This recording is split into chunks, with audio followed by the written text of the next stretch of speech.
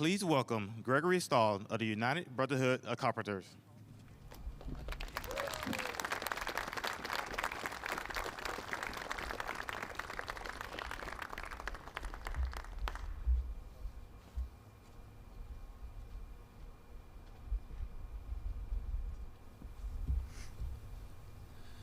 Thank you. I would like to start out and say thank you to President Biden for coming back to see the progress that's been made on this important project. My name is Greg Stahl. I live in Somerset, Pennsylvania. I'm a proud 35-year member of the Carpenter Union Heavy Highway Local 274 and part of the team of men and women from Swank Construction that are helping to rebuild the Fern Hollow Bridge. I've built a good career working on roads and bridges all over Pennsylvania and West Virginia. Sometimes I've traveled as far as 2 hours to work and 2 hours home to provide an honest living for my family. I'm grateful for the career and the ability to continue working thanks to the investments made in President Biden's bipartisan infrastructure bill. On a personal note, this investment is just in time for me to retire with benefits in a few short years.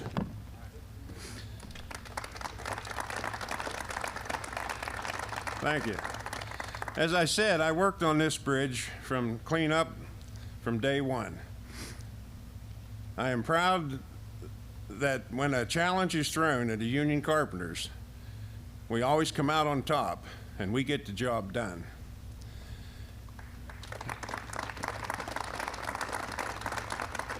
Thank you. And we're getting the job done all over the country because this investment is putting thousands and thousands of my union brothers and sisters to work from coast to coast. President Biden came to Pittsburgh after the collapse occurred when he announced his infrastructure plan at our Carpenters Training Center, I might add. And he's back today to see the great work skilled union labor has done to bring this bridge back into operation.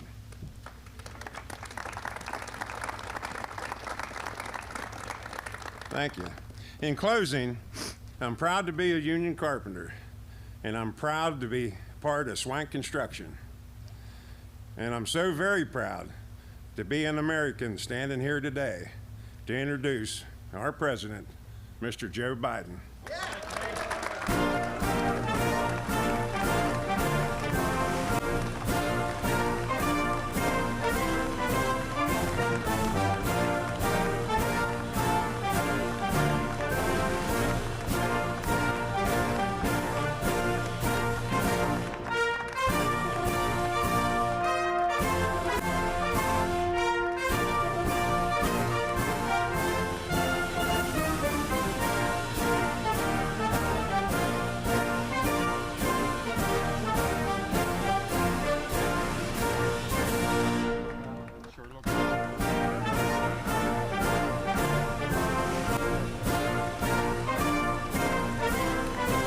Pittsburgh.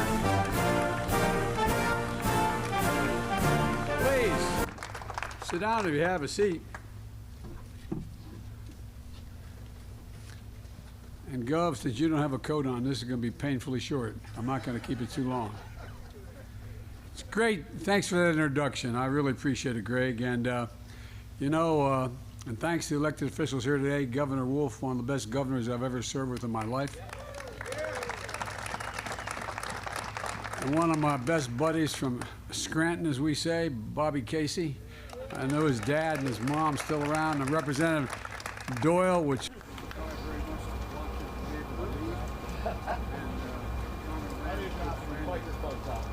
microphone's out now. It's working? A lot shorter now. Tell you what. How about this one? Is this working? Well, I tell you what, I knew he'd come here and do this. No, I'm joking. Can we get there? You go. All right. And Lieutenant Governor, You were saying something nice about me. I was saying something nice about you. That's why I went out. And but I'm saying we're going to try like the devil to keep you from deciding to leave. I wish you didn't. And John, thank you very much for running. I really do appreciate it. And Zell, you're gonna be a great lady in the Senate. As I said before, that America is the only country in the world that comes out of crises stronger than we went into the crisis. And that's the story I want to tell here today briefly. Just 9 months ago, January 28th, 2022, I was about to leave the White House on my way to Mill 19 here in Pittsburgh to talk about the resurgence of American manufacturing. By the way, we've created 700,000 manufacturing jobs since then. Before I left Washington, I got word about what happened early in that day. At 6:45, on a snowy day, the bridge behind me collapsed 100 feet straight down to Fern Hollow. And 5 cars and a bus were crossing the bridge at the time. Several people were injured. But by the grace of God, the school was delayed that day because of snow, and it was just before rush hour, so there was less traffic than usual. Had it been a normal day, it would have been much, much worse. I decided still to come to Pittsburgh. I came straight here from the airport. When I arrived, Mayor Gainey, who's not here right now, was here. And Bobby and Connor and John Fetterman are all here, along with the responders. You all told me about the emergency workers who pulled the survivors to safety. They were heroes that day, and a complete catastrophe was avoided. But it never should have come to this. For too long, we talked about building the best economy in the world and the best infrastructure in the world. We talked about asserting America's leadership. We talked about the best and the safest roads, railroads, ports, airports, and so much more. But now we didn't do it. We're finally getting to it. We're getting it done. We finally decided that instead of being ranked number 13 in the world, 13 in the world in infrastructure, the United States, 13 in the world in infrastructure, we should be ranked number 1. So instead of infrastructure week, which was a punchline for 4 years under my predecessor, it's infrastructure decade, a headline on my watch. Well, to help your members of Congress here today, I signed into law a once-in-a-generation investment in roads, highways, bridges, railroads, ports, airports, and so much more. Over $1.2 billion. It's called the Bipartisan Infrastructure Law. And it's the most significant investment in American infrastructure, roads, bridges, et cetera, than since Eisenhower's interstate highway system. Pennsylvania alone has already received $5.2 billion just this year for hundreds of projects across the Commonwealth. And that's just announced another $2.5 billion to fix and upgrade Pennsylvania's roads and bridges. And there'll be billions more for other projects. Let me tell you why this matters. When I was here in January, I told the governor that we'd help rebuild this bridge behind us as fast as we possibly could. That day, the governor moved and signed an emergency order to let us move separate federal funding as quickly as possible to the project. The reason we could do that is because I had just signed the infrastructure law a few months earlier. But had we waited for that money, it would have taken longer.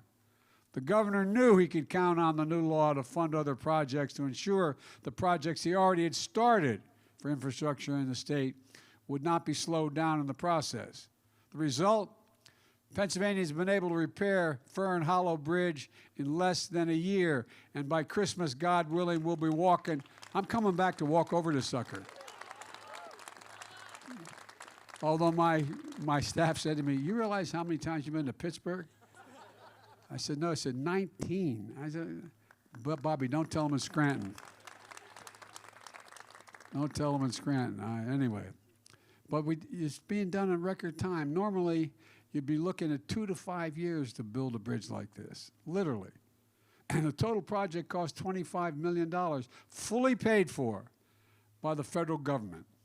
And by the way, By the way, in the process of that, not a single penny of that money has cost anybody making under 400 grand in the nation to pay a penny more in taxes. And by the way, in the process, we also cut the deficit in this process nationally by $1.4 trillion just this year. So, Gov, the fact is, it wouldn't have happened without you, Gov. It wouldn't have happened at this time. That's not hyperbole. That's a fact. And you're working so hard to get it done. I want to thank you. This really matters. Folks in the neighborhood relied on this bridge, the walking path underneath, to commute to work, to take their kids to school, to run errands, to stay connected to other neighborhoods like Squirrel Hill and Waterfront in Oakland. And below the bridge, Frick Park is going to be fixed up when this is done to better than it was, hiking paths, new seating areas. This bridge was built initially in 1901. It was rebuilt in 1970. These guys behind me know that. None of them were here then, I don't think. But the fact of the matter is now it's a modern bridge of the 21st century with 4 lanes for vehicle traffic, a path for cyclists and pedestrians. This project has supported over 100 jobs, good paying construction union jobs. Laborers, carpenters, cement masons, so many more. The contractor delivering this project, by the way, has been a company that's been owned by the same family for 4 generations. A union company since 1930s that built our roads and our bridges, building during the New Deal, during Eisenhower's interstate highway system, and now the bipartisan infrastructure law. But you know, this is one bridge also tells a broader story. There are nearly 45,000, say it again, 45,000 bridges across this country in poor condition. In Pennsylvania alone, there are 3,100 bridges, 7,500 miles of highway in poor condition. And as I was talking to your person, Gov, also, we're going to get the railroad going, too. I'm a rail guy. Anyway, Pittsburgh is a city of bridges, but too many of them are in poor condition, like this bridge behind me before it collapsed. With the bipartisan infrastructure law, we're doing something about it. This is just one of 2,400 bridges across the country that are being repaired just this year because of this law. For example, the Allegheny County work's underway to repair the bridges of the Boulevard of the Allies. Not just bridges, though. Just outside of Pittsburgh, we're investing $850 million to replace and expand a 100-year-old Montgomery-Loxton Dam that's critical to the nation's economy. And I mean, we're investing, that investment is going to increase the capacity of this system, the locks, over 50% at a critical choke point in the river. That means we're going to be able to move an additional 14,000 barges every year, saving the equivalent of having to have 1 million hauls on tractor trailers to get the same material to where it has to go. These savings are going to allow the locks to be more efficient and move 10 billion tons of goods like coal, petroleum, and steel. And as a consequence, we're lowering the cost of transporting these materials, but just as important, we're going to reduce emissions that could come from the trucks and trains hauling it over reduce it by 3.5 million tons of CO2 a year. Cutting pollution in the air we breathe. This is good for the economy and the environment and public health. And Bobby, I promised you, he'd been on my back to get this done since I got elected president. Don't forget the locks, John. So I just think, I'm not sure how we're going to do this, but so long as I couldn't say no, so we get the money for the locks project done, I think we should call it Casey's Lock. I don't know. But Bobby, you have been, for a Scranton guy to worry about the locks in this side, anyway. In the Hill District of Pittsburgh, we're providing funding to revitalize the area by making sidewalks and streets safer for pedestrians and drivers and connecting communities that suffered for decades for lack of investment. And thanks to the infrastructure law, Pennsylvania's going to get $170 million over 5 years to build out the electric charging stations that are going to be available to all the electric vehicles that are going to be on the road. And that's just what we need because half of the new car sales in America are going to be electric by the end of this decade. My administration has recently approved Pennsylvania's plan, so the funds are available now so the IABW can start constructing these facilities. We're putting $20 million in a new 7,000 square foot terminal at the Pittsburgh airport to include upgrades to the security screening, baggage check system, so it's easier and more efficient to catch your flight.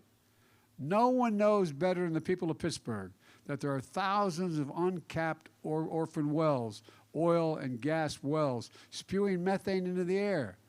These abandoned mines scattered throughout this area. It's a legacy left behind by the mining, oil and gas companies. When the wells and fields went dry, the companies left, and left it for people of Pennsylvania to clean it up. Well, guess what? We're going to clean it up. Now my Department of Interior is sending Pennsylvania close to, and Connor, I know you worked on this, close to $350 million this year to cap the wells and reclaim the abandoned mine lands and polluted waterways, creating good-paying jobs in the process for the folks in the same communities that dug the wells in the first place. In addition, we're investing at least $100 million in Pennsylvania to get high-speed internet across the state, in every part of the state, urban, suburban, and rural. And no one's going to be left behind. 21% of Pennsylvania families don't have home internet connections. But never again should a parent have to drive their kid to a McDonald's parking lot and sit there to connect to McDonald's internet so they could do their homework. Not a joke. You saw it happening. In addition, there are over 150,000 lead service lines carrying water to homes and schools in Pennsylvania, and over 7,000 in Pittsburgh. This impacts children's brain development. I mean, for real. It's a hazard to their health. You can't have this in Pennsylvania. We can't have this anywhere in America. Now Pennsylvania is going to get $87 million to replace these lead pipes because every person, every child in this country should have access to clean, safe drinking water. And by the way, these projects are going to create good-paying, mostly union jobs. That's because I made sure the overwhelming majority of the funds in this infrastructure law are subject to Davis-Bacon prevailing wage requirements. I said when I ran, we're going to build a country from the bottom up and the middle out, not the top down. When the middle does well, the wealthy do very well. So this law is about more than rebuilding our infrastructure. It's about rebuilding the middle class, something John knows a lot about and talks a lot about. And let me tell you, I'm a proud Delawarean, but Pennsylvania is my native state. It's in my heart. I can't tell you how much it means to me to be part of rebuilding this beautiful state. My grandfather, Finney from Scranton, would really be proud of me right now. No, I'm not joking, he would. By the way, he's an All-American football player, John, in Santa Clara. You know, I started my campaign for president here in Pittsburgh because there's no better place to talk about rebuilding the backbone of America, the middle class. After I accepted my party's nomination, Pittsburgh was my first major stop. It's here that I laid out my vision for building a better America with better pay and dignity for working people, people who built this country. My dad used to say everybody should be treated with dignity no matter where they're from. Because here's what I know. For most of the last century, we led the world by a significant margin because we invested in our people, we invested in ourselves, we invested in our land. But along the way, we stopped doing that. But not anymore. We're back on track. When you see these projects in your neighborhoods, the cranes going up, shovels in the ground, I want you to feel the way I feel. Pride in what we can do when we work together. And that's what I mean when I say we're building a better America. And folks, let's get something straight. We managed to get some Republicans to vote for this, 13 in the House and 19 in the Senate. And I'm truly grateful for them. I mean it sincerely. But a whole lot more voted against it, but are taking credit for it now. You know, you may have seen the news report on CNN describing Republicans who voted the infrastructure law after attacking me and Democrats for passing what they called socialism. Socialism. Well, now they're quietly and privately sending me letters. Not a joke. My administration asked for money. Ask for that money, talking about how important the projects in their district are and for America. I've got to say, I was surprised to see there's so many socialists in the Republican caucus. But look, and I mean this sincerely, even if they voted against it, I promised when I ran I'd be president for all the American people, everyone. We're building a better America together, even in districts or congressmen voted against this. They're going to get the money. And one last thing. This is all being done without raising anyone's taxes a penny if you make less than 400 grand. And we did it while cutting the deficit in half this year, in half. Let me close with this. It's been a rough 4 or 5 years in this country. For a lot of families, it's still kind of tough. But there are bright spots where America is reasserting itself, like here, where the best workers in the world are hard at work building a future, a better future for everybody. We're proving our best days are ahead of us, not behind us. We just have to keep it going, and we know we can. I have never been more optimistic about America's future than I am today, and I really mean that. Just remember, we got to remember who we are. We are the United States of America. There's nothing beyond our capacity if we work together, as this is an example of. So God bless you all, and may God protect our troops, and thank you for what you've done, particularly all the workers here.